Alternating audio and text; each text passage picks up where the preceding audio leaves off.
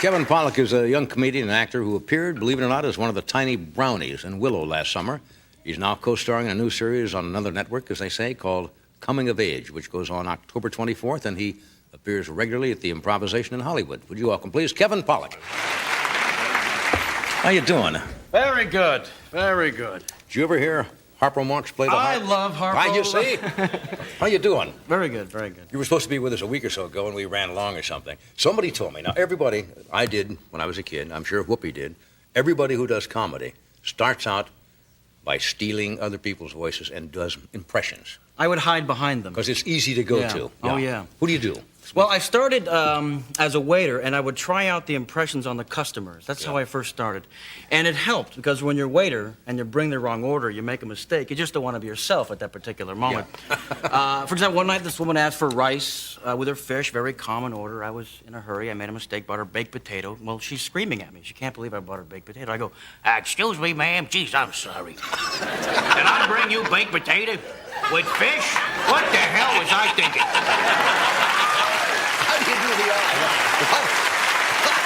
That's what he said when I met him. Even the eye goes. Yeah. And you start to develop certain lines. If they say, waiter, can we have our check, please? And I go, okey-doke.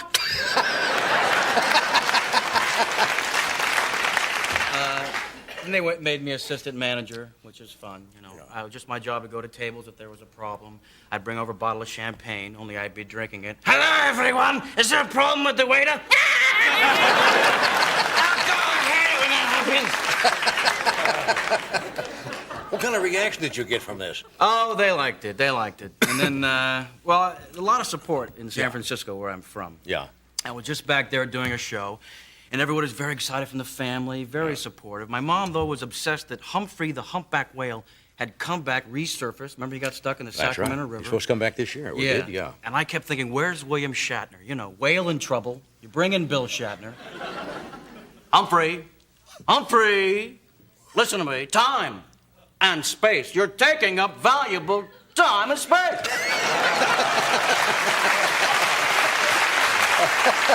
Lady, look, I hate to go back and do Falk again. Well, let me just ask you something, John, if I can. I'm very sorry. I don't mean to bother you, see. I'm sorry. So get some minutes, yeah. That's marvelous. That's marvelous. You got a good ear. Where are you from originally? San Francisco. San Francisco, yeah. And it's. Did you ever work on the streets up there, or just in clubs? Oh no, just the club. Yeah, because all the performers start on the streets. With the show now, I got to write an episode, so I'm very excited about that.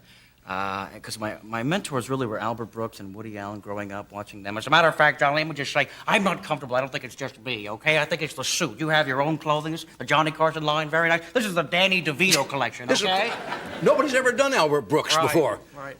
And I finally met him, and this is the day he got the nomination for Broadcast News. Right. And I came in and I said, listen, Albert, congratulations. He knew that I did an impression of him. I said, congratulations on the nomination. Obviously, no one could be more thrilled for your success than I am. And he said, of course not. No one has more to gain from it than you. So it's been fun. The show goes on Monday. I understand. Isn't Doc's wife Emily associated? Emily Marshall. She created the show. That's right. And although she and Doc share a life, I can assure you she's younger and much more attractive. Gee, a two-income family. How nice. Yeah. Albert Brooks. You don't do Woody, do you? Well, I tell you what. Ask me if I want to go fishing. This is my favorite story. Would you like to go fishing? Actually, without sounding a bit didactic, I think it's extremely important we analyze this little request of yours. First of all, I don't like fishing, because you have to pack, and I'm not a real skilled packer. I think I put that in my resume. You might want to check that. And they don't like fish, I don't like any actual form of life where they can be enticed by a worm, with the possible exception of my Aunt Bessie, who married Uncle Bernie, of course, a man with many worm-like qualities. That's marvelous. Good rhythm. Good acceptance, Mr. Woody. We'll be right back.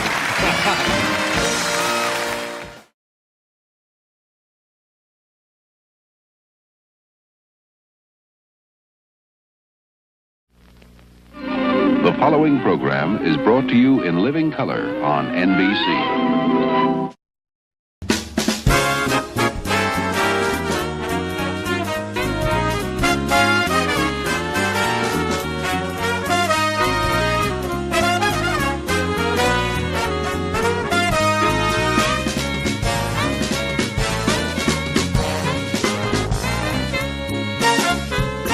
And now, here's Johnny.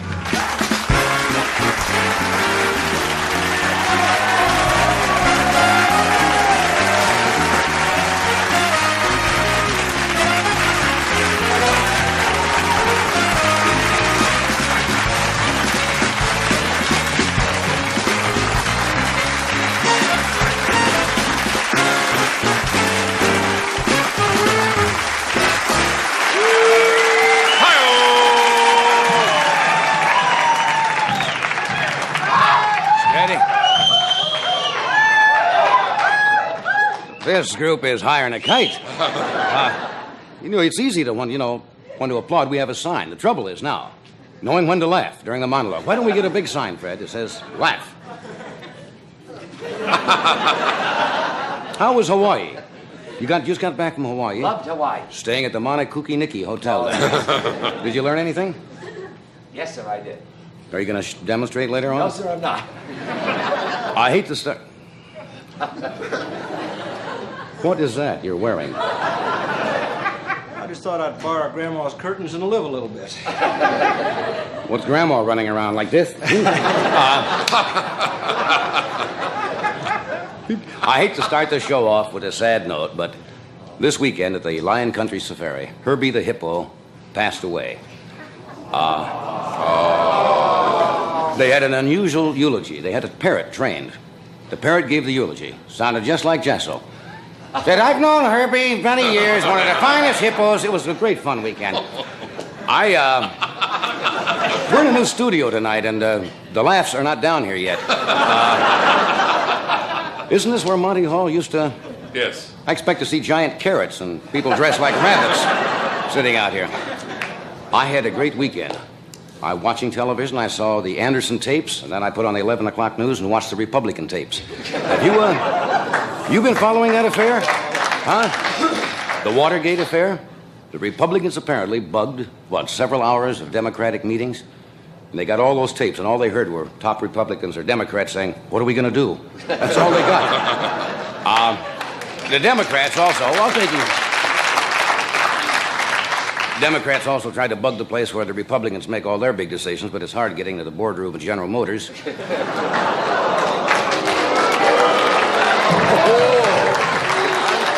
See, I go either way. It's interesting to see how these jokes go.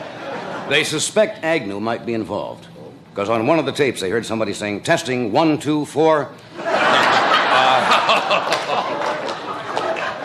Interesting to see how the political situation is going. You see the picture in the paper today of President Nixon meeting with Ray Charles, the soul singer? And the president told Ray Charles that he and Pat really love soul music. As a matter of fact, they have 2 copies of Glow Little Glowworm by the Mills Brothers.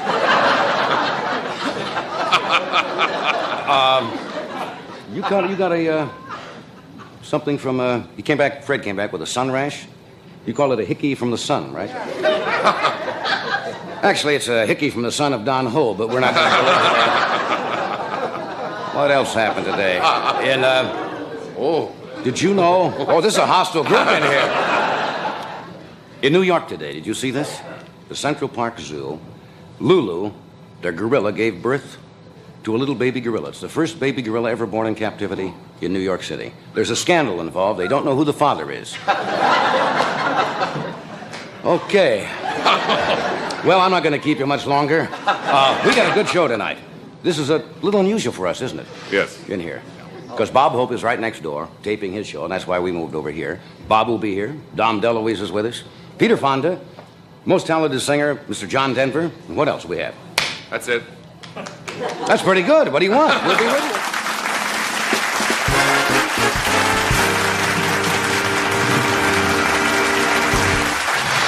We'll be right back after a word from one of our sponsors. I don't know about you, but I want my makeup to look clean and fresh. That's why I switched to Natural Wonder oil-free makeup. It doesn't give me a greasy, over-made-up look because it's the first makeup without a drop of oil in it. And some makeups have this much oil. Oil-free makeup really makes you look and feel fresh and clean. If your makeup doesn't tell you otherwise, it's probably got oil in it. Mine's oil-free. Natural Wonder Oil-Free Makeup by Revlon. Beautiful.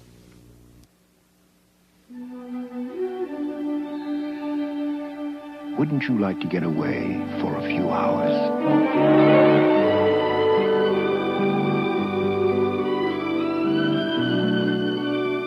A Beauty Rest by Simmons can help put you into such a deep, sound sleep, you'll feel like you've been away overnight.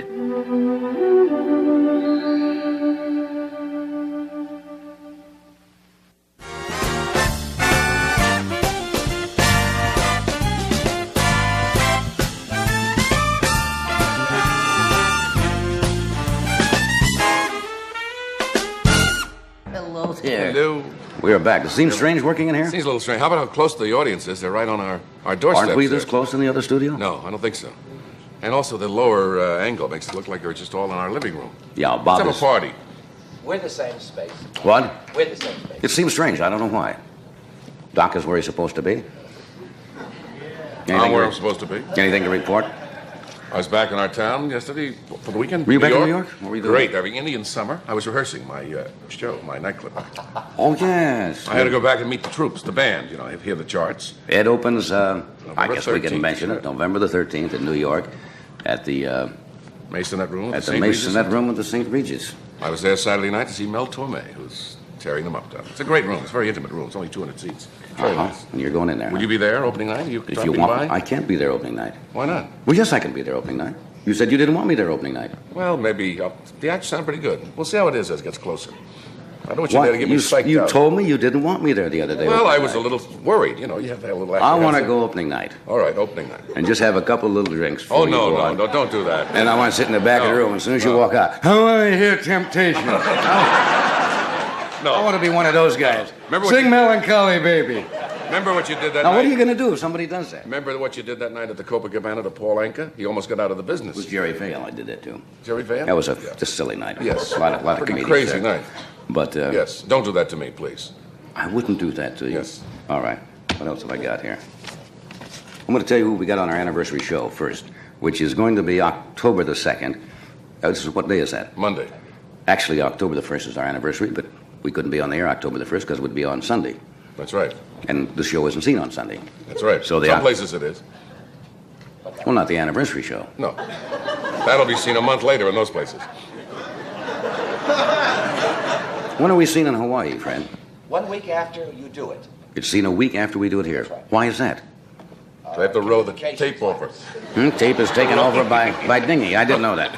Anyway, here October the 2nd, Governor Ronald Reagan will be with us. Jack Benny, Joey Bishop, George Burns, Sammy Davis Jr., Jerry Lewis, Don Rickles, Dan Roan, and Dean Martin. Wow. For openers. Well, that's all live. We're not going to do any film clips or anything. No. It will all be actually right here on our stage. All right. Do you have anything of note? You keep carrying books around. No, this is a copy of Los Angeles Magazine, and in it they have 25 things to do when you're bored. Well, everybody gets bored. Here's what they say. Have your portrait painted. That's one of the things they recommend. Thumb through excited this audience, doesn't it? Yes. Thumb through the encyclopedia in pursuit of new knowledge. Invent something. I'm not making these up. This is what this magazine says to do. Take a scenic bus tour of Los Angeles. I've never seen a bus in Los Angeles. If you can find the bus. Learn a new skill, take a night school course, take a tour of a factory or bakery. There are 25 of those? No, I'm not going to read them all, obviously, the way they're going. Start collecting something. Start collecting That's all it says. Old doorknobs. That's what it says. Now, who would want to collect old doorknobs? You might because of your dreaded fear. Well, that's the little-known phobia, and I don't want to talk about Tell it. them. That's- I mean, go ahead, because somebody out in the audience might have that same fear. Well- and you mentioning it would make them feel less It's embarrassed about it. nyctophobia is what it is, and most people don't know about Now, that. what is nyctophobia? It's a fear of backing into doorknobs. Most people don't know that. I see you probably helped somebody out there. There may be other nyctophobia-ites out there. Well, it's just kind of weird. Go for a bicycle ride. Well, those Does are that cover it? not. About the 25, I guess, hits everything, doesn't it? Well, that's for just your average boredom. Now, when the boredom really sets in, Deep boredom. deep ennui, when you really have boredom, we have some more things here to do that they did not list in this magazine. This is when you're really bored. Punch a cop. You know, erase a zebra. Go to the beach, find a sleeping sunbather, and melt a chocolate bar in his stomach. No.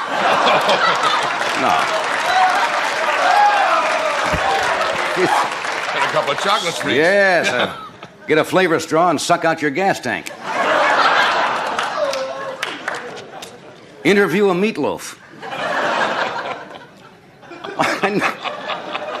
Line your shorts with chapstick. Start your own ecology drive. Buy a tree and plant a Datsun. This one you're really bored. Ride a skateboard through a car wash. Weave a potholder out of your chest hair. And the final one, throw prune pits at a shut-in. Those are just weird little things. Wait, no, come on now, don't encourage that. Don't encourage that kind of material. I got one of Doc's pills in me. You know, I just came back from Lake Tahoe this morning, and I'm a little flaky. Flaky. I worked up there at the, gee, that's beautiful up there. That whole Lake Tahoe, went up to the Sahara Hotel. It's beautiful, beautiful country. And Doc has something he takes when he's tired. Yes. Gives him kind of a lift. Yeah, you blink a lot, but you're sure awake. I don't know what it is. It's nothing. I don't want to give the impression that it's something illegal. It's nothing like that. It's a perfectly legal formula, isn't it, Doc? Yeah, there's nothing illegal about it at all. Come on now, don't do that. It's a little thing just when you're feeling low. Yes, and it doesn't bother you at all. It just gives you get a a little lift. You get a little hyper, you know. You know, you're the only one I ever knew that had nyctophobia. I have a lot of them, and I don't want to discuss them. You know some of them. Yes. Altrophobia is another one I have. Which one is that? Well, I'll tell you later. We'll return as soon as I think of what it is with our guest after we take a short pause for this commercial. All right, good doctor. Some Hornet music, please. Oh, that's splendid. Okay, we're ready. Ladies and gentlemen, this is American Motors' new Hornet hatchback. Now, it looks like a sports car, it runs like a sports car, but it uses gas like a compact, and it costs like an economy car. And the Hornet hatchback gives you lots of extra room when you need it. Open the hatch, fold down the back seats, and load up. Luggage for your vacation, or wood from the lumberyard. It's great for young families with lots of things to do and lots of places to see. American Motors, new Hornet hatchback. It is some car. And only American Motors makes this promise. The buyer protection plan backs every 73 car we build. And we'll see that our dealers back that promise too. American Motors Corporation. We back them better because we build them better.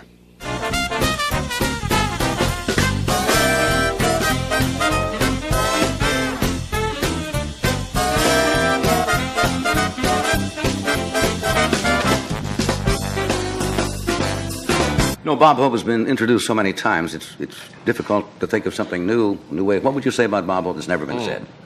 I would say, I've mentioned this before, that he has more class, I think, as a performer. Style. Than you're just a classy man. Well, he's with us. His latest film, Cancel My Reservation, opens Thursday, September 21st at the Radio City Music Hall in New York. Would you welcome Mr. Bob Hope? Yes.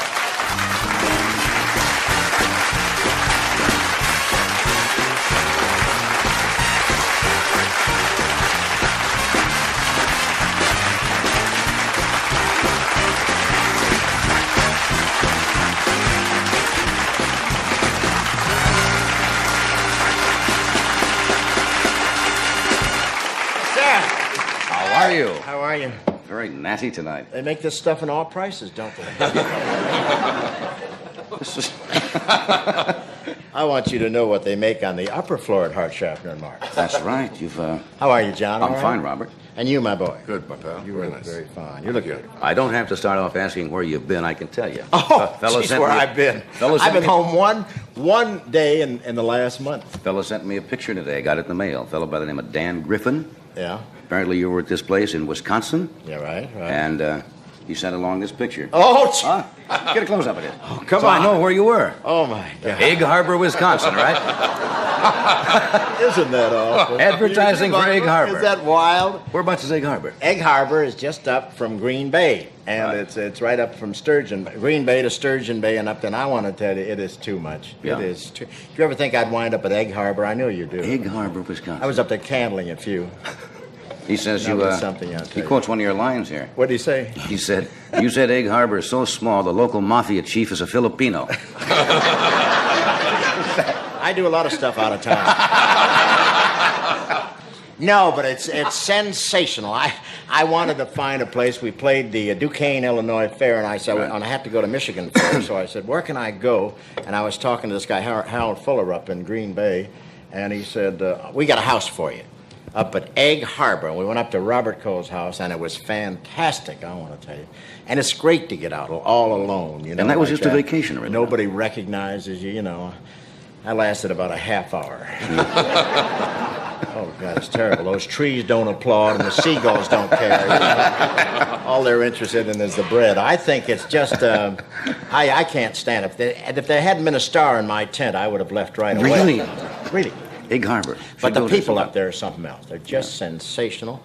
And we got to Sturgeon Bay, and we stopped at the supermarket to get some groceries, you know, and we were around there. And there was one old guy who looked at me and sort of thought he knew me, you know. And he sort of stalked me for about 15 minutes, and he finally walked over. He said, "You couldn't be Bob Hope, could you?" I said, "I could be, but I don't want to be tonight." He said, "I thought so." Hey, this movie I was talking about, Cancel, is that the one that I got to tell you one more line about Egg Harbor, because we don't get up to those places. And this is so beautiful up there in this lake. And we were there the third day. The mailman came around, and Dolores answered the door. My wife answered the door. And I was still sleeping. I was trying to pack in some sleep. And the mailman says, "You tell Bob that we want to do everything to make him comfortable." And Dolores said, "Yeah, well, thank you very much. That's very sweet of you." And he said, "We'll do anything, and just so he has a good time." She said, "Thank you." He said, "Could I say hello to him?" She said, "He's sleeping." He said, "I don't want to bother him. I just want to say hello to him." They mean well. Isn't that pretty? Isn't that pretty? And I want to tell you, they watch you up there. We took a walk around this town. There's nothing in the place. We had to take a walk to get that air.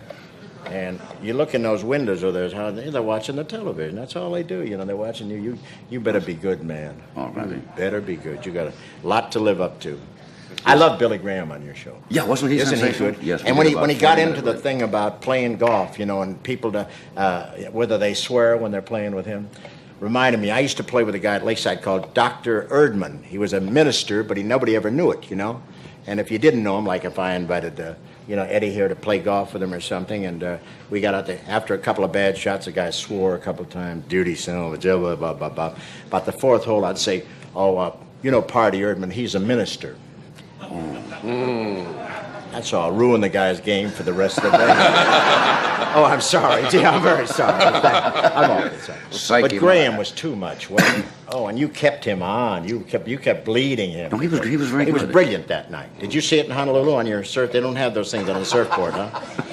Oh, God. It was just great. Just marvelous. This picture I mentioned, Cancel My Reservation, opens at Radio City Music Hall. Is this the first time you've opened Radio City Music Hall? Radio City Music Hall, because usually, for the last 25 years, we went into the Paramount. They finally tore the Paramount thing down and put in some kind of a restaurant or something. And so we're going into the Radio City Music Hall, so you're going to be famous. That's right. I have a small, very small mic. We did everything we could for you. I haven't seen it at all. We have a film clip from it. Do we want to show it? Bobby, we got it racked up? Really? You'll have to watch the monitors here in the studio. And I don't think Bob has even seen this piece of film, but let's roll it and take a look. This is from Cancel My Reservation. Yeah.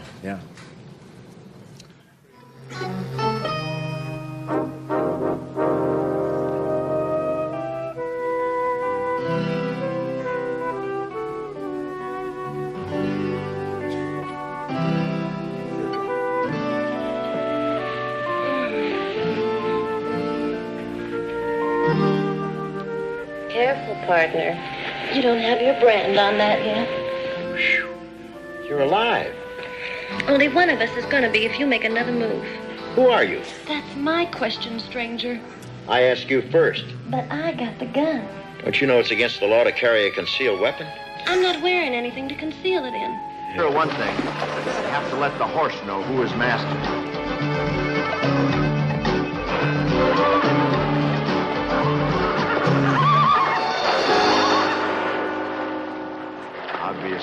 horse knows.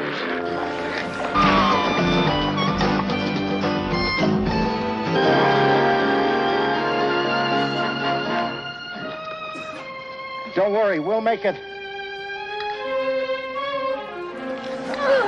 Glad you're in good condition, honey.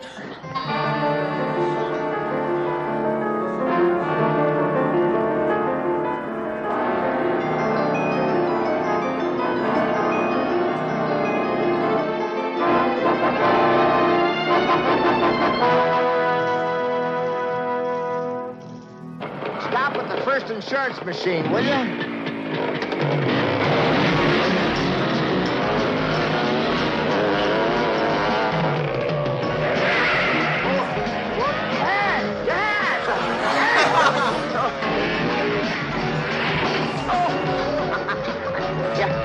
We can pick up my stomach on the way back.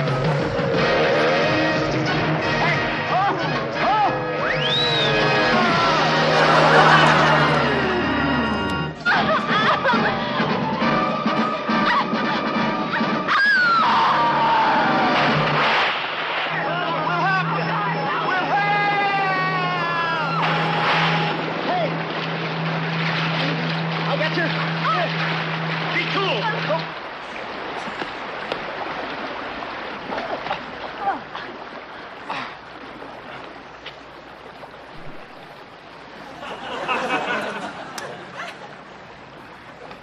Dan, what are you doing? I'm giving her mouth-to-mouth resuscitation.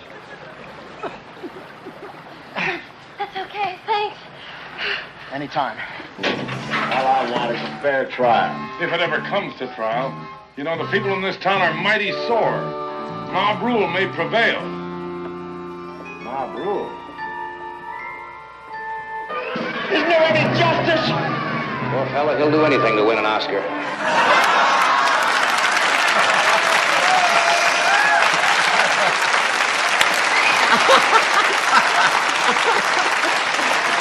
How about that, Pat? Finally made it into a Bob Hope movie. Gee, that's funny. That's funny. We just. That's a Hey, you did some fine cutting there. You took out all the punchlines. Didn't want to tip off. Who did that? The Gillette people or something? No, it was fine. That's fine. I just give you a little rough. It's sort of a Western cat and canary. That's what it is. Yeah. How much do I? I've never brought this up, Bob, but how much do I, having not done picture work, do I receive financially for that kind of? I mean, Radio City Music Hall. I mean, after all. You saw it. What do you think you're worth? Sorry, I asked. Let's move along. Let's move along after that one. What's the first picture you ever made? The very the first picture was a big broadcast of 1938. 1938. Yeah. Right. I was 3 years old. Yeah. W.C. Fields and quite a cast. Yeah. Martha Ray, Dorothy Lamour. Do you remember it at all? I mean, And it was something else. I tell you, 1938. How old were you? How old were you? 1938. I was. Anyway, let's not get into that. I was 13 years old. It was beautiful. There was nobody out here, but Crosby had a ukulele, and he was going steady with the Ramona. And there was nothing around here but a few Indians waiting for John Wayne to show up. Early days out here. We're gonna cut away for a second. All right, we'll be right back. Stay with us. You can wait till we get a big laugh before you go off, you fool.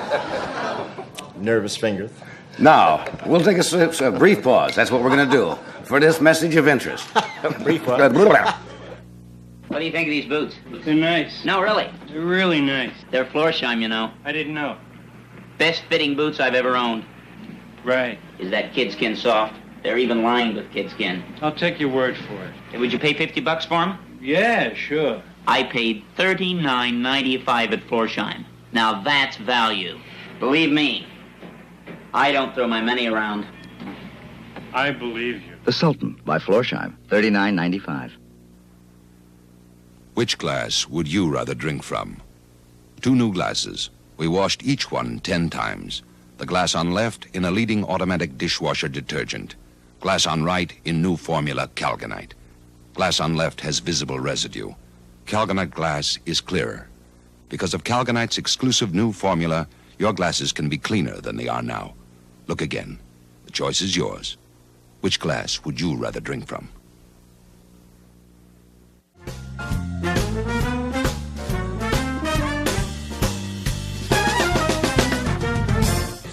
Bob just asked me, he said, what we're doing in the studio. That's funny.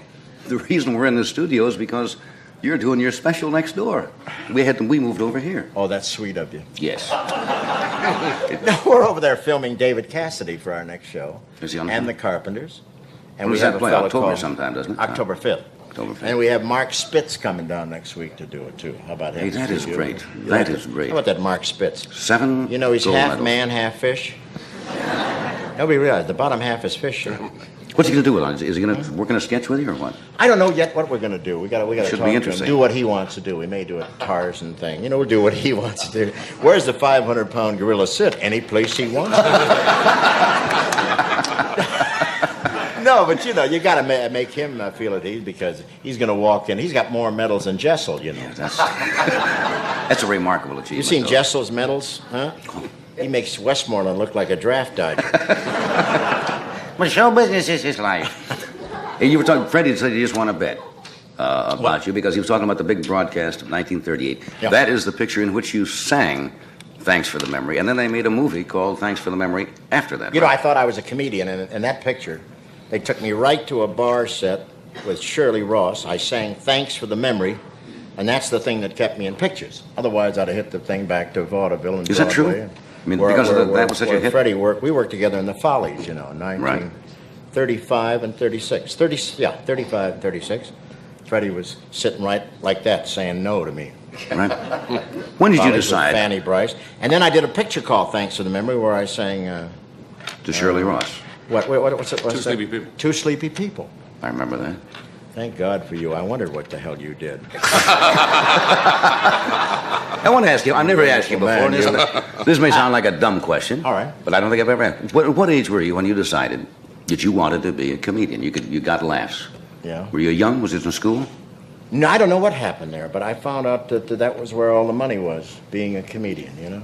And then I started doing my single in Newcastle, Pennsylvania. I was doing a dancing act. And the guy asked me to go out and make an announcement about the forthcoming show, and I said, next week is Marshall Walkender's Whiz Bang Review. He's a Scotchman. I know him. He got married in the backyard so the chickens could get the rice. That played good in Pennsylvania. You remember that joke? Yeah, and they laughed, you know. So the next day I said, yeah, Marshall Walken did the same joke, and I said, and he killed his wife because he bought vanishing cream, And that played very well there, too, yeah. Had a better delivery in those days. But that's interesting. Right there, I got laughs, and I said, wait a minute, this is pretty good. So I started breaking in my act, and I went to Cleveland. I got a brown derby and a cigar, and I walked out, and I'd play for any place, and I got $5 a night, you know. Then I ran out of grocery stores to play there. I went to Detroit, and I started playing around there for $5 and $10 a night, and I made a lot of money last weekend at the Michigan State Fair. A real lot of money, you know. And it just made me think of how in 1928 I was staggering around Detroit trying to make $10 a night, you know. And then I figured up just before I walked down for the fair last weekend with the taxes and everything, I'm making about the same kind of money. That's it. Wow. It's true. That's interesting that you would go from dancing telling jokes because Jack Benny was essentially a violinist, and he started telling jokes along with the violin playing, and then went the other way. Also a floor walker. Yes. Follow me, and the guy said, if I could walk like that, I wouldn't need the talcum powder. Remember that joke? He's beautiful, doesn't he? He walks like he's wearing Liberace's dancing belt or something. He's pretty. Just a little minty there. Hey, you mentioned when we go back to New York, they're going to have a special day on the 21st, and the mayor is going to be there. Yeah, that's what Mayor I Lindsay. understand. They're having a special day at the Radio City Music Hall. Nice, huh? Right. Nice. And I'm going to Tyler, Texas on October the 13th for the East Texas Symphony. And, you're kidding. How about that? Wichita, Kansas, I'm going after that. The next day to Wichita, Kansas for another benefit. How do you manage to keep up with it? People ask you this all the time. I It's lie incredible. about my age. I just keep staggering forward. But I tell you, I have so much fun and so many laughs, you know, doing these shows. You do too. You go out. I like to do it. I just was up and at Lake Tahoe it's last therapy. When you get laughs, I think it's therapy. I'm not getting too much here tonight, but I figure you're able to nap because I've seen you. Yeah. You can During get in the a show. car and during the show. No, you can get in a car on the way to the airport and catch. I can't. And go to sleep. I relax pretty good. As long as they pay, I relax pretty good. And you're going to be gone on October the 1st or 2nd. I think you said you're in Georgia or something, so you can't be with us on our anniversary. Right. And I wish I could be. I'm going to be in Macon, Georgia. Another big benefit for local citizens thing there. And I'm going to be in the University of Missouri on the next day. Isn't that all? 30th of September. But if you want me, I could send you an 8x10 glossy or something. Got this one from Egg Harbor here. Hey, I thank you for coming. I know you've got to run. Thank you. Always a pleasure. Thank We'll you, see you. John. We'll see you soon. Thank you, Bob.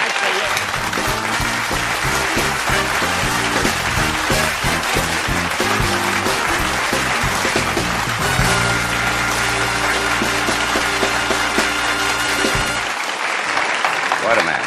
What an incredible schedule. It still amazes me. No matter how many times he tells me, but like every single day, he is appearing somewhere. Doing some. Next time we get him back, we're going to give him... You know, he's a pretty fair dancer. He's a pretty fair hoofer. We'll get him up next time. Maybe we can learn a few steps. We do this first, then Dom DeLuise will join us. You ever found a latex... you ever found a latex wall paint that cleans like enamel? Well, here... They've gone. Home.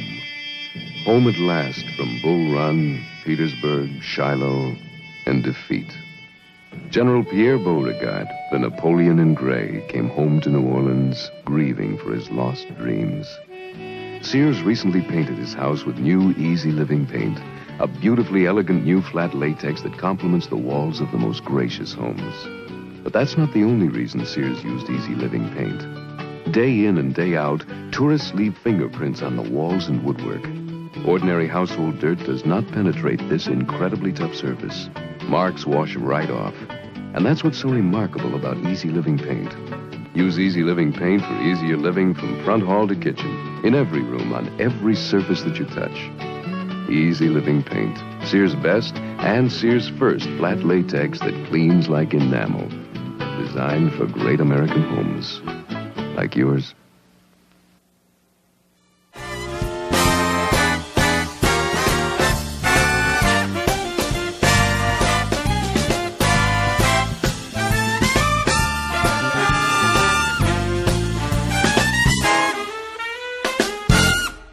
Before Dom comes out, I might mention tomorrow night's guests. We have Don Rickles with us, Dionne Warwick and Hal David, of course, who collaborates on all that great music with Burt Bacharach, Pat Boone, and Dr. Irwin Maxwell Stillman. Can you see Rickles and Dr. Stillman? That ought to be.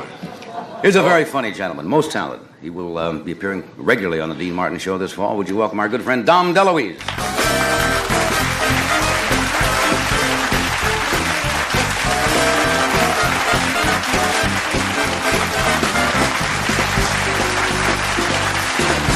America. Wonderful to be back. They like you. Oh, they're good. You tell People that? are nice, yeah. I'm very lucky. Is this wood? Everything is full, Michael. You can't knock on wood anymore. You notice that? It's here, something, you know. Are you superstitious? Oh, no, but you got to be careful. Listen, if there's a ladder and a nun and a black cat, I stop right away. You know, when I say, I don't go under a ladder on purpose. I'm careful. I had a cousin who said if you see two nuns, you got to go the other way. I've never heard that before. No, well, my cousin, he was weird. You have to be careful. He used to bet on the horses all the time. He said, I almost made $1,000 today. And you see, he meant if he had the money, he would have bet on this horse, And black cats don't bother me particularly. I always like to see a little white spot on them, Then I know they're okay. Then you do have But I'm to. not superstitious. Of course you are. Everybody says that. Somebody says you shouldn't put shoes on the table in a dressing room. Why take a chance? Shoes on the table? No, I've never heard that one. I've heard of the hat on the bed. Well, hat on the bed. See, I don't work that room so much. You work the shoes on the table room. I didn't know that. Tables, you got to be careful. How have you been? I've been terrific. I've been working great. a lot on the Dean Martin Show, and I've had a wonderful time because you meet people like who you were talking about, Jack Benny. That's right. Now, I've admired him for years, and I met him a few times, but are you all right? Excuse me, I'm fine. But I had a whole week with him. And boy, he's terrific, You know what I mean? Sure. He's incredible, man. I mean, he's incredible because he's enthusiastic about life and, and about his jokes and stuff. I really admire him, My hat came off to him before, but it's really, I really... He's amazing talent. Yeah. And boy, was he funny. I mean, I'm talking about really funny so that you would cry a little, Yeah. Yeah, really, really good. Was he one of your idols when you were growing up? He was, yes. Jack was one of mine. Sure, why not? I used to listen to the radio to him, his vault. I would listen on Saturday. Radio is very deceiving, you see.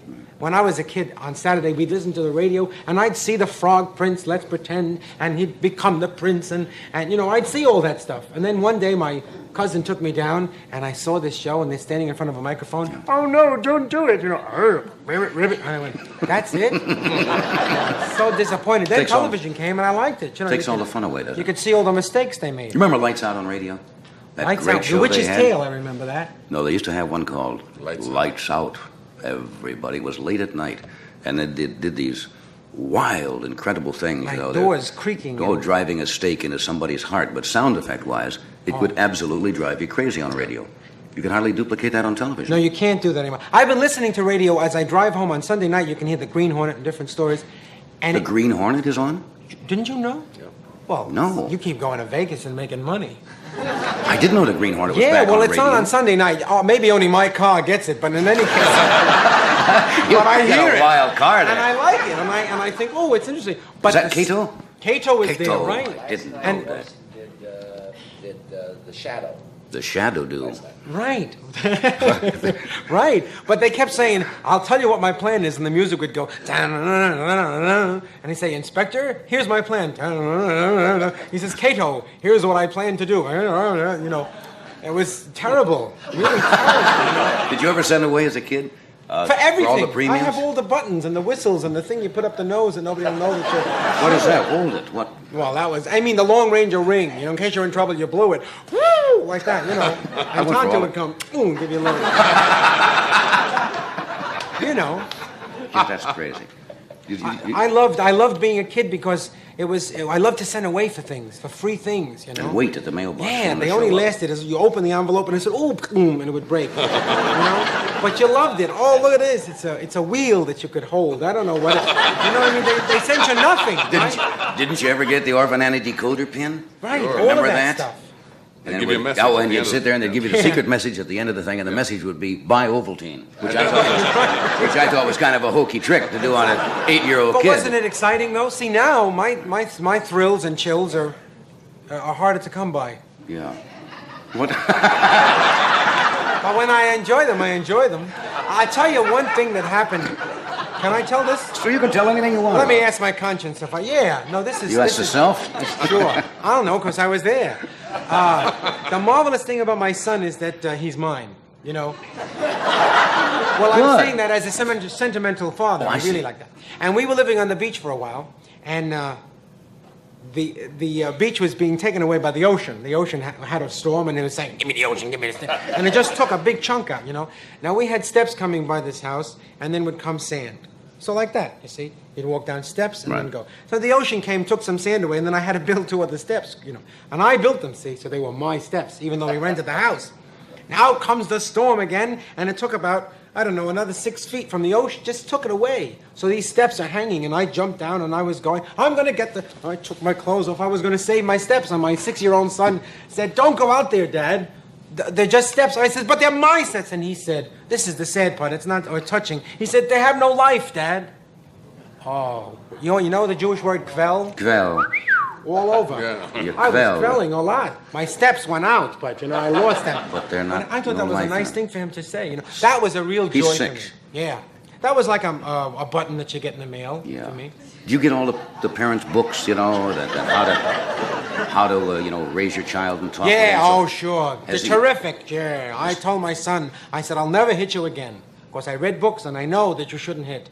And I said, and you have to be very careful with me because I'll just tell you what I want. You'll go to your room, you'll listen, punishment, like a grown-up. The other day, I have one little boy about 9 months old like this, if my son lets him live longer.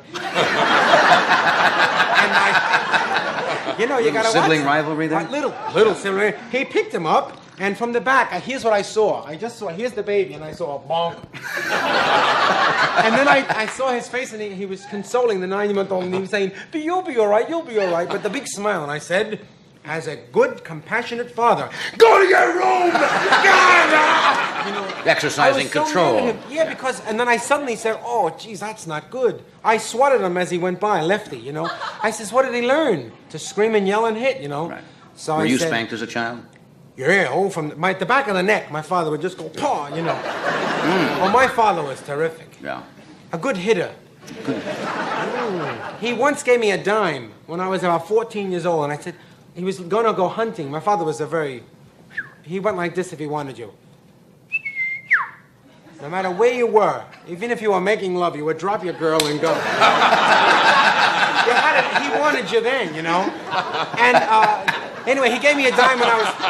You drop your girl. Well, whatever you were doing, he wanted you, you know. He was a tough guy, you know.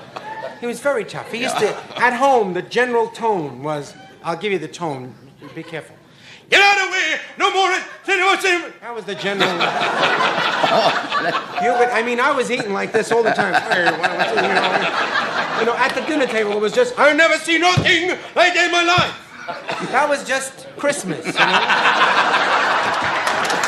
Then when he got excited... Was he born here or is he from... Yeah, oh no, he was born in Brooklyn. And then when he was 2 months old, his mother took him back to Italy. And that's when he learned Italian. He didn't learn English very well, but he would say, instead of breakfast, he would say breakfast. Breakfast. Yeah. And there's a couple of words he used to say. I guess, can you say Jesus Christ on television? Well, this is telling a story. Yes. You may have to bleep this whole thing. Shall I take a chance? Yeah. Okay. He would say, instead of... Are you nervous? No. Well, sometimes when people swear, they say, Jesus Christ. They do say that. You know that. Yes. And that's the truth. Okay. Almighty, they say that whole thing together, angrily. Okay? Then they also say, for crying out loud. And my father took these two expressions, and they came out when he was angry. For crying level almighty! Just took the best of both. That's right. You just took just put them together.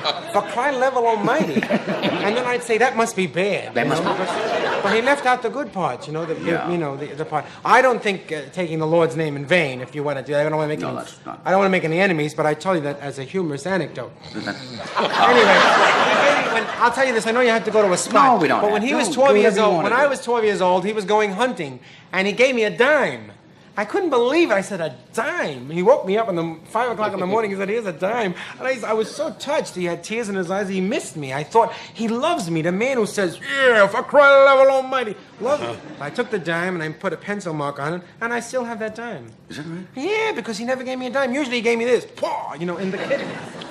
But he was a sweet man. He turned out to be like a lion later. Do you have a minute? Certainly. Do you charge much? No, I'm all right now. I loved him as he got older. I loved him very much because I realized that he did what he thought was right. You know, and he was a sweet, dear, wonderful man, and we loved each other very much. Fortunately, he got to be very old, and we got to be really good friends. I would yell back at him louder, and that would make him laugh a lot. You know, I'd yell a lot. You can go now. It's okay. And now Ed is going to show you how tasty. Wrong. It's all right. How tasty, but I'm very sad. How twisty? How twisty? How twisty? Now, a grown man. How can a breakfast cereal be twisty? Well, it's twisty and it's tasty, and it's only 240 calories.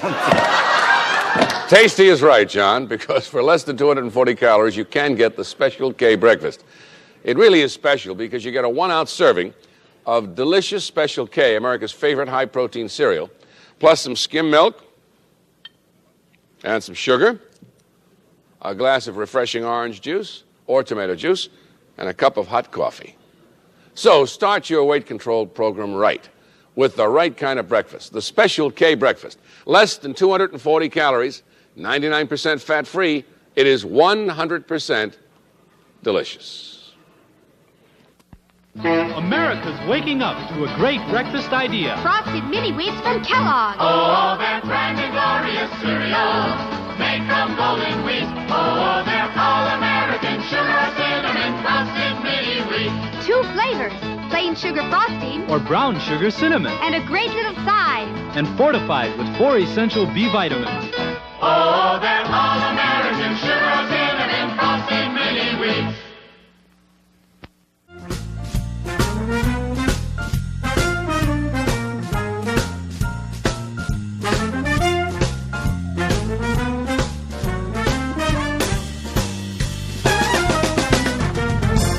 Welcome back. We're talking with Dom DeLuise and the I didn't know problem. that.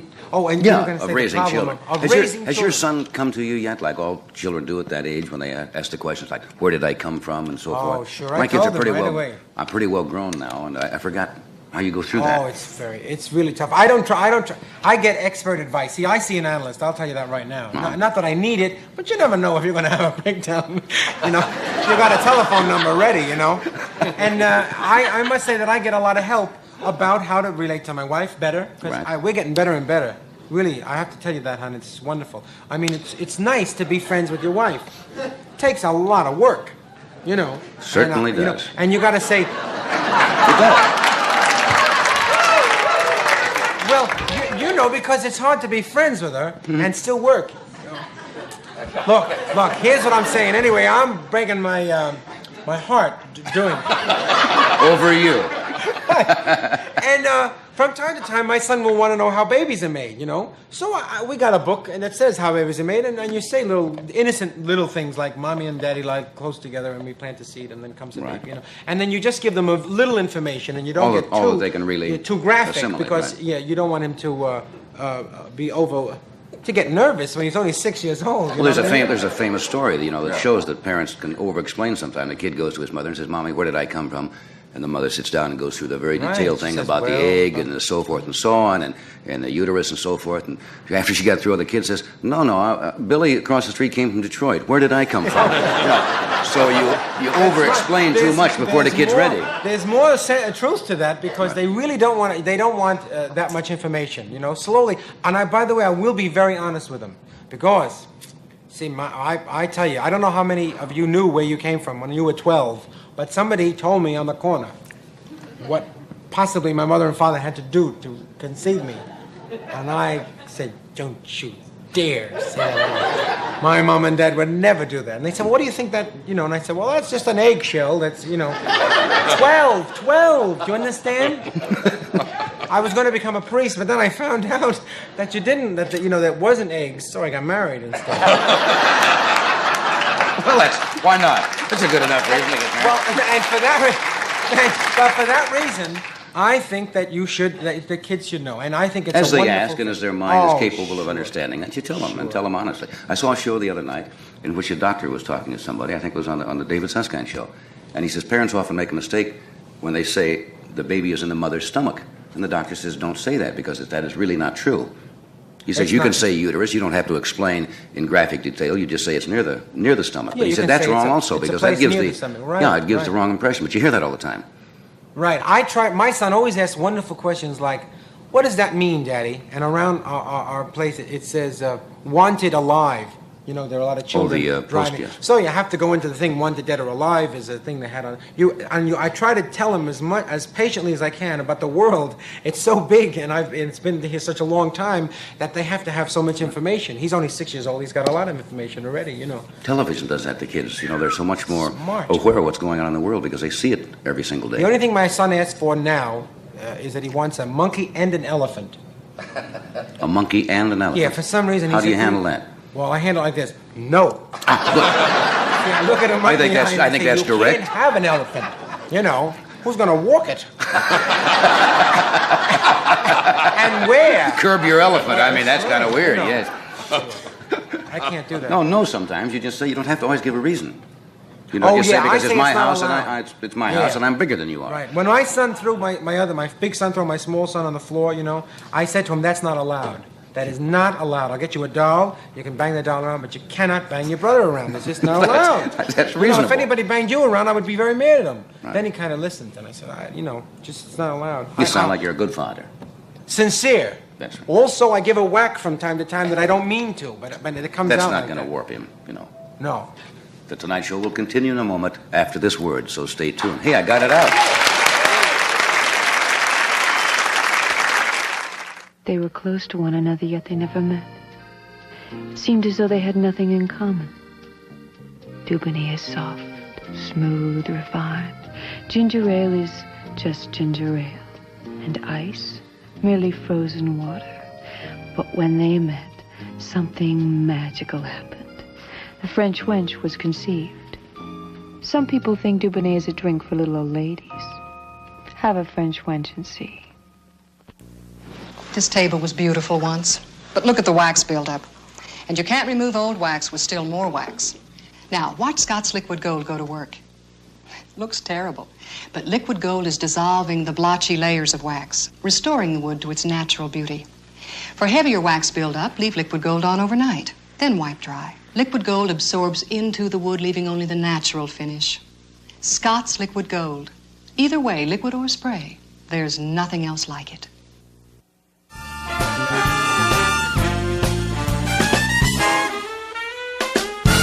John Denver is one of the most, yeah, you can applaud for our band. Good guy. Doc Severinsen, boy. Thank you, boys. John Denver, who's coming out right now, is probably one of the most talented songwriters and performers in our business. He'll be appearing at the Greek Theater here September 21st through the 24th. This is his latest album, Rocky Mountain High. Would you welcome John Denver? Hey, John? Thank you. Be sure it's true when you say I love you. It's a sin to tell a lie. Millions of hearts have been broken just because these words were spoken. I love you, yes I do. I love you. If you break my heart, I'll die. So be sure it's true when you say I love you. It's a sin to tell a lie.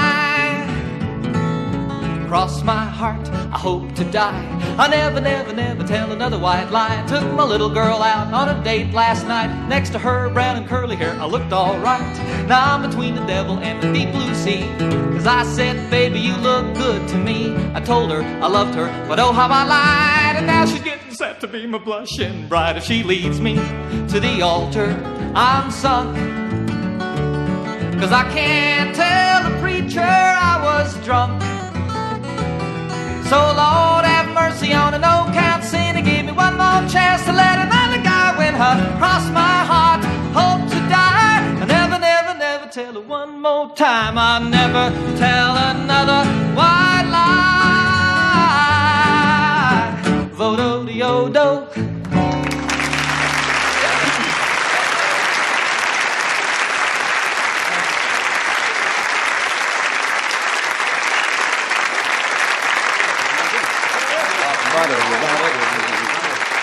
How have you been? Very fine, thank you. I remember your last time here you did a song about Toledo. Yep. Right? We heard it from a few people from Toledo. It was kind of a good-natured rib at the town, right? Oh, yeah, as a satirical kind of song. And as a matter of fact, about a week after I did that on your show here, we did a concert at Blossom Music Center in Cleveland, Ohio. And there were a lot of people from Toledo in the audience. What were some of those lyrics in that song? Saturday night in Toledo, Ohio was like being nowhere at all. And it goes on from there. But they didn't storm the stage? No, as a matter of fact, that was just about my most requested song that night. Yeah. I had a song I was going to do for you tonight called Forest Lawn. I saw my producer go, Yeah. What I is it? noticed. I beg your pardon. No, that's all right. They didn't want you to do it, I assume? Well, I guess it's a little touchy. I've done it on television a couple of times and did it on an album. And thought, I've always wanted, if I ever got the chance to do your show, to do that song. But I think it's a little bit... We talked to some people, they got the lyrics and everything, and I beg your pardon, you guys. Well... No, that's what we're looking for, controversy. It's okay. People get uptight about it. Oh, they do. Well, you have to watch things like that, Like I'm sure in the interest of you people especially, Yeah. I understand they're a little touchy, and you have to watch what you do on television. Yeah, you really do. We got into trouble once before, I don't know if I mentioned this last time, when we did the I Was Not a Nazi Polka, when I was with the Mitchell Trio. Yes. Who writes your songs? Well, see, there are just a couple of things. I used to be a part of a group that was known sort of for the satirical material they did.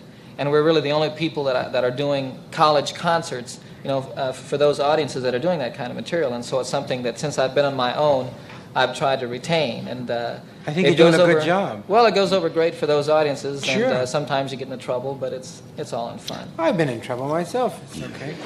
Did you get followed by the groupies like a lot of the young stars do, the pop stars or the rock stars that follow them around all over? No, I really don't have any problems with that. I think my musicians sometimes are a little disgusted with me for that. I write so many songs about my wife Annie, "Goodbye Again," which I did last time here, and "Leaving on a Jet Plane" and stuff, and they leave me alone. I think they feel that they realize I'm pretty comfortable at home. Somebody asked me to ask you about an experience you had. I don't know whether they're putting me on something that happened during your honeymoon. Yeah, God, I'll never live this down. Ann and I got married about 5.5 years ago, and we went out to Phoenix, Arizona for our honeymoon. We were at a trailer camp where her grandparents had stayed, an old people's... retirement village type of place? Yeah, exactly. And while we were there one night, I'd gone out to see some friends, and ended up doing a little guest set at a nightclub out there, and Annie was feeling kind of poorly.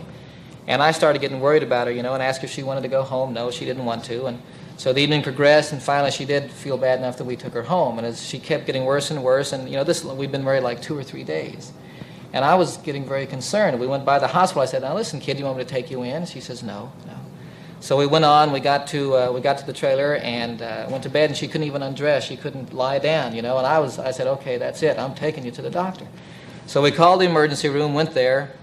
They couldn't figure out what it was. They gave her some pain pills and decided that they would set up an appointment to see a doctor the next morning, which we did. Went to see the doctor, went through this whole thing, and Annie was in there, it seemed like years, And pretty soon she came out and wouldn't tell me anything. "Just pay the bill, we'll go." And I was getting nervous, and we got outside. I said, "Well, now, what's the matter?" She says, "Well, I was in there, and the doctor was examining me. There was a nurse standing there, and he says, 'What are you doing in Phoenix, Annie?' She says, 'Well, we just got married, been married a couple of days, and we're having our honeymoon here.' She says, 'Oh, is that right? How long did you say you've been married?' 'Just 2 days.' Well, Annie, I'll be honest with you, I think this lovemaking has gotten a bit much for you. I think your husband's cracked your rib."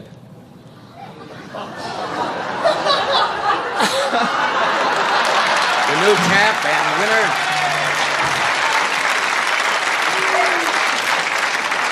Oh, it was nothing. You tiger, you. Huh? Well, She's walking around with a cracked rib and didn't know it. Yeah. And of course, she was embarrassed to death. The nurse was standing there giggling, and... You were standing there going, yeah. Sure. I mean, I started bragging to people. Maybe you're doing it wrong.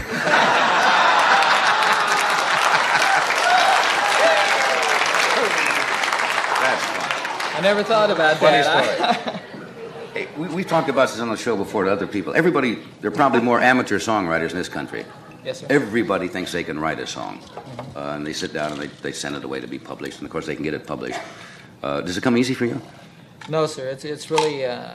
every once in a while a song will be kind of easy, but they're very few and far between, when I get the mood to write a song. And though I think what reputation and whatever I have is based mostly on having written songs like "Leaving on a Jet Plane" and "Follow Me" and stuff, they really are very few and far between. And I consider myself primarily a performer, an entertainer.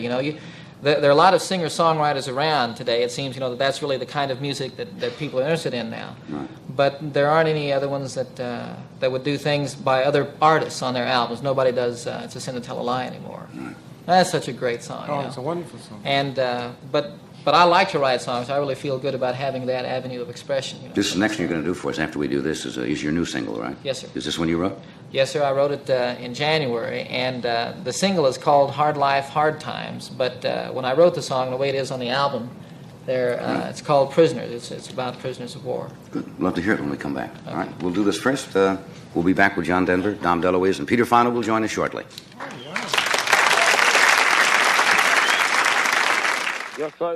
I am Luis Reyes. This is my family. I have a farm in Cibao, the finest land for growing cigar tobacco in all of Santo Domingo. Dutch Masters buys my tobacco for their cigars. They buy other mild, expensive tobaccos too, from Colombia, Brazil, Puerto Rico. But to me it is most important that Dutch Masters buy my tobacco. If they buy my tobacco, they must make a very good cigar. This is a capsule of vitamin E. Many things have been said about it, but one fact has recently been proven. Vitamin E applied to the skin can help prevent perspiration odor. The Menon Company has put this discovery to a very practical, everyday use. Menon E, an effective family deodorant that is kind to the body. It's called Menon E because it's made with vitamin E. Menon E, a new era in deodorant protection.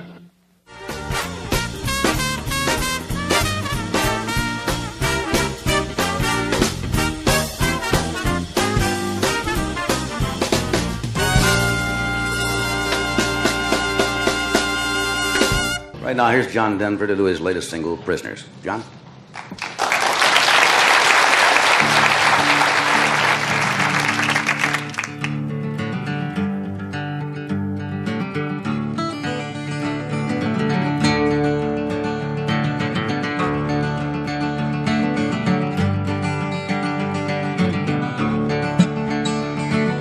Josie works a counter at the downtown 5 a dime, anything at all to help her pass the time.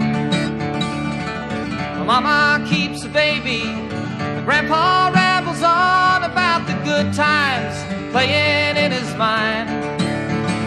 It's a hard life living when you're lonely. It's a long night sleeping alone. It's a hard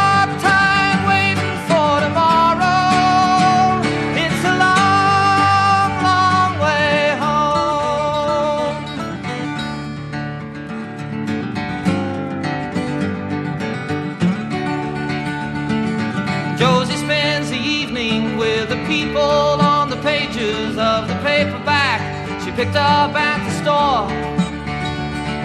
Or sometimes it's a TV, but she'll try to write a letter. Whoa, they don't come too often anymore.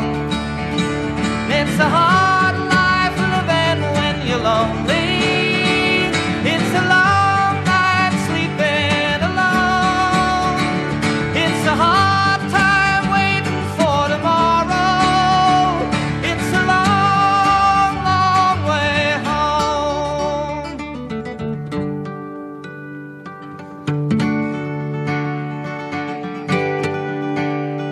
I stare at the gray walls before me, and I see her face in the stone. And I try to imagine our baby, and I wish they would let me go home. And I wish they would let me go home. And it's a hard life living when you're lonely. It's a long night sleeping alone. It's a hard time waiting for tomorrow.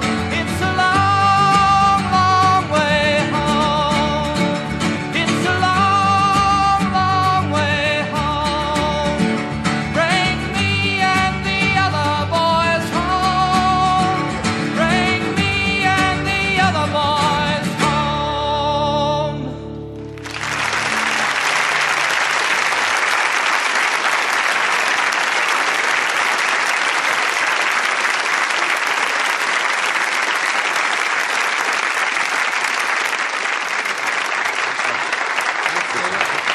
Peter Fonda will join us after a word from one of our sponsors. We'll be right back.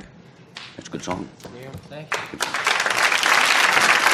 you. You know, Doc, now you can look a lot, feel a lot, the way you really are inside. Well, are you trying to tell me I don't know what I'm something, trying to Mr. tell you. McMahon? I know what I'm trying to tell you. But most of all, that's just the philosophy behind Johnny's new clothes for fall. You mean like that great-looking window pane plaid number? Yeah, look at that.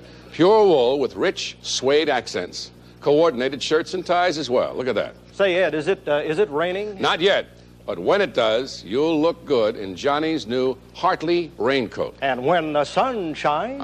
You step out in this lightweight heather twill suit made from Klopman's two-way texturized stretch fabrics. Next up, Johnny's rugged new velveteen sports suit with full trousers and battle jacket. I'm telling you, it's ready for anything. And you know, Doc, this is just part of Johnny's new fall wardrobe. Great looks to make you feel great, and at prices that won't make you feel small. At fine stores throughout the United States and Canada. From the one nearest you, just write Johnny Carson Apparel, Buffalo. Buffalo? Yeah, New York, 142 4-0. Oh, I see.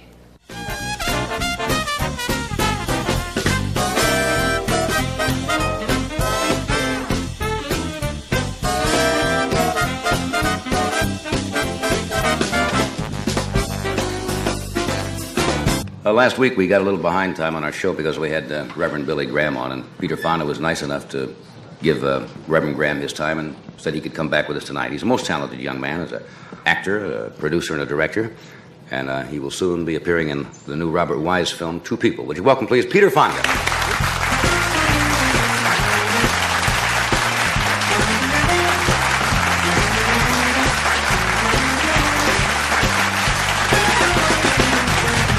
I never did get a chance to thank you the other night when we had Billy Graham on. It was very nice of you to give up the time there. We got behind schedule. Well, that happens. You know, he's a very fascinating person. Yeah, he was. He's a filmmaker, too. I've got to give filmmakers time. That's right. He does produce quite a bit of films. Mm-hmm. I was going to ask you a quote last time. We'll talk about it. Orson Welles, I think, in the quote was, "Every actor in his heart believes everything bad that's ever been printed about him." I was going to ask if you believe that. I know a lot of actors do. Yeah, sure. Why not? Do you? Take the worst, you know, and then build from there. Lots of bad things are always said, and lots of good things are said, too. Unfortunately, I think we go overboard on both sides. An actor takes too much of what's good said about him and tends to let that weight his head down, or bad and tends to hide. Right. You ever answer the critics if they say something unkind or untrue, or you just ignore it and... Occasionally, I answer them in the shower, you know. Singing I know in the shower. exactly what you mean, yeah. Yeah, it's better to sing in the shower when you don't know how to sing, and if I don't know what to say, and it's really not a fair thing to come off to a critic if you... Maybe it is. It's a problem. One wants to stand up and defend one's works always, you know. Right. But you can't really win with the press in the long haul anyway, so it's better just to kind of... You try to go out and give an interview, I suppose, about something you do, if it's a song or a movie or a painting, to explain a bit more of it, to make it more understandable. I occasionally get hit, and there's no way out. Excuse me, I don't mean to interrupt. I think the thing to do is to not be hurt by it so it doesn't affect your next work. I think that it's very hard not to be hurt by what a critic says, you know. If you have any sensitivity at all. Right. So I don't believe you actors who say... You got to open up to perform and to produce, and then you've got to protect yourself from the critics. So it's a I don't believe actors who say bad reviews don't bother me. Well, they've got to bother you. But I've heard people say that. They've got to bother if you're sensitive at all, because it hurts in what you do. You're made to be very vulnerable in front of the camera, and this is a camera, you know. Right. So, as an actor, you have to be a child again and build a whole new person, and that means you are literally undressed, psychically or whatever. Right. And to have somebody say, "Well, you know, he was adequate," or really, oh God, that's the worst word. I'd rather hear somebody say he was terrible, he filthy-mouthed, commie radical. But adequate. I would die if they said I'd fall over dead. If they said that you were filthy-mouthed, commie radical? Yeah, because I get very hurt. I remember those words. I go, if a critic says something, I go, just repeat those words in my head. You know, and I shave in the morning, I go, it's terrible. I dwell in it. Do you enjoy your success? That may sound like a dumb question, but that you're known now for what you do as an actor. Have you found that your friends change around you when you become successful? Well, yeah, I guess I have noticed its change, and I've enjoyed it to the extent that I went out and made several movies after Easy Rider, directed them, didn't pay myself anything to do it, right. And paid for the film. Gee, I don't know. It's hard to say. Do you enjoy the fame itself? I mean, the money that goes along with it, or does that... That's got to be relative. Having traveled around the world, seeing what different monies are, and understanding what money is, to try to have that as a standard of one's worth or interest, it's a bum thing. Oh, I've got a boat, you know. I enjoy that's where you enjoy going, isn't it? Do you enjoy singing? You see, yeah. You get to perform. Both of you get to perform out in front, and when I'm behind a camera, that's it. You know, if I'm just a director, I don't have any audience to bounce off of. Yeah. You've got an audience here. You get immediate reaction when you work in one. You know, you don't have any of that stuff. But don't you get a feeling of accomplishment when you direct something? I'm sure you do. The yes. product is there. Go pick up that rock and move it across there. Right. Why? Never mind why. Move the rock. Jack Benny, motivation stuff. I asked Jack once, Jack Benny, I said, what do you like most about being famous? And he said, and he thought for a while, he said, not having to stand in line at an airport. In other words, it was a little fact that the little services he would get of being a celebrity, and that's the whole thing to him, was that he didn't have to stand in line at an airport. That embarrasses me, though. Does it when other people are tries waiting? to do that to me, I get embarrassed. I can't handle that scene at all. In other words, because I get embarrassed when I walk out and somebody's, oh, look at that, and I think, God, I spilled something on my shirt. I don't know how to handle it, really.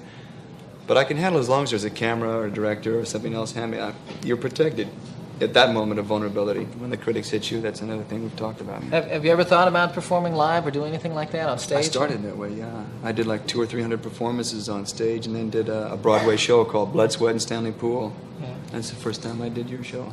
Yeah, David Merrick, I think, once said about actors, he said all actors are children, or Thank God. childlike and so forth, which really is probably true. Yeah. Uninhibited, and the more childlike I think actors are, or inquiring, the better they are at times. It's hard to think of John Wayne as a child.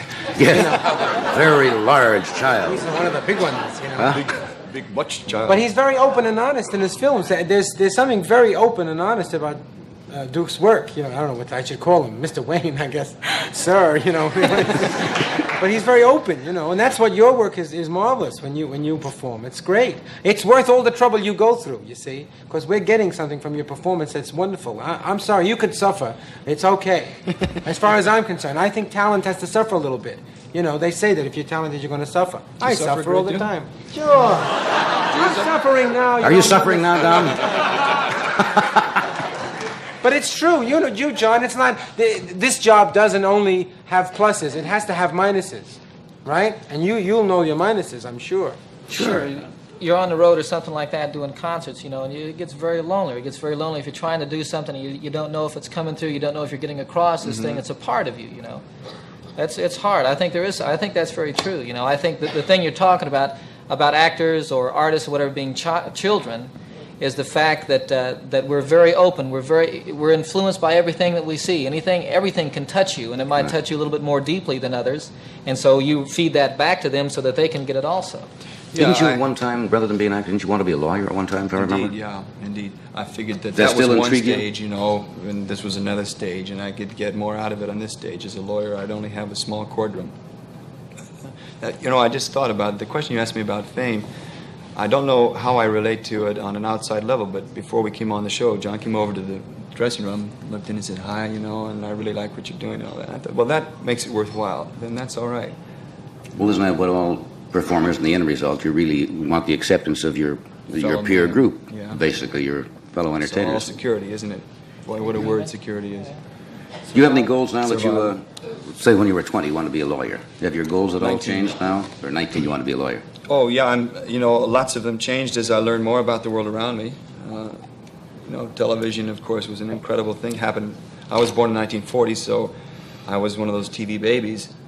It was there, and suddenly all That's this like a information... TV dinner, isn't it? Yeah, I guess TV so. You know, baby. really, you can roll out my God, mind like it's wrapped in 1940, tinfoil. really?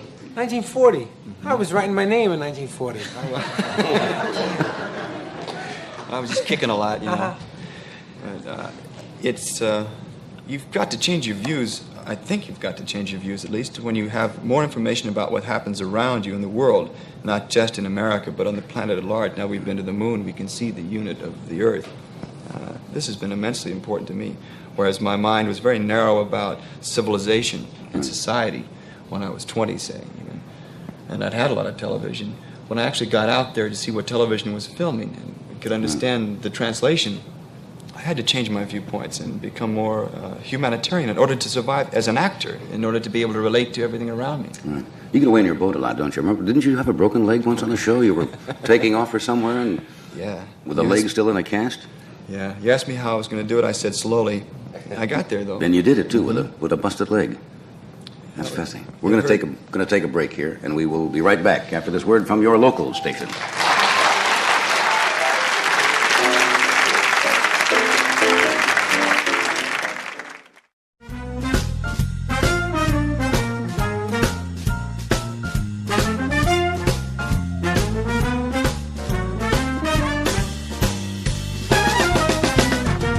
We're we have about a minute here. The Robert Weiss film I mentioned, Two People. When does this open? I don't know when Bob wants to open it. I think probably after December because of all the glut of motion pictures it tries to compete for the Oscar. That's right, they do that, don't they? They have to get them in a Dump certain it out year. by the 12th or something, the 15th of December. Well, that's the way it works, I see. In other words, if your picture comes out after the first year, then it's up for the award in the following year. Mm-hmm. I wish you good luck with it. I hope it's a good picture. Thank you. I hope so, too. John, where are you headed for? We have the Greek Theater this weekend. That's right. And then Carnegie Hall in New York the 30th. Carnegie Hall? Right. Yeah. You ever play Carnegie Hall? Freaks me out, I'll tell you. Little country boy playing Carnegie Hall. Yeah, I'm flying my folks up from Denver and my wife's folks. And, Okay, that's great. Thank you. I'll be appearing in my living room. Don will be in his living room immediately following the show. Tomorrow night, Don Rickles, Dionne Warwick, and Hal David, Pat Boone, and Dr. Stillman. Thank you. Good night.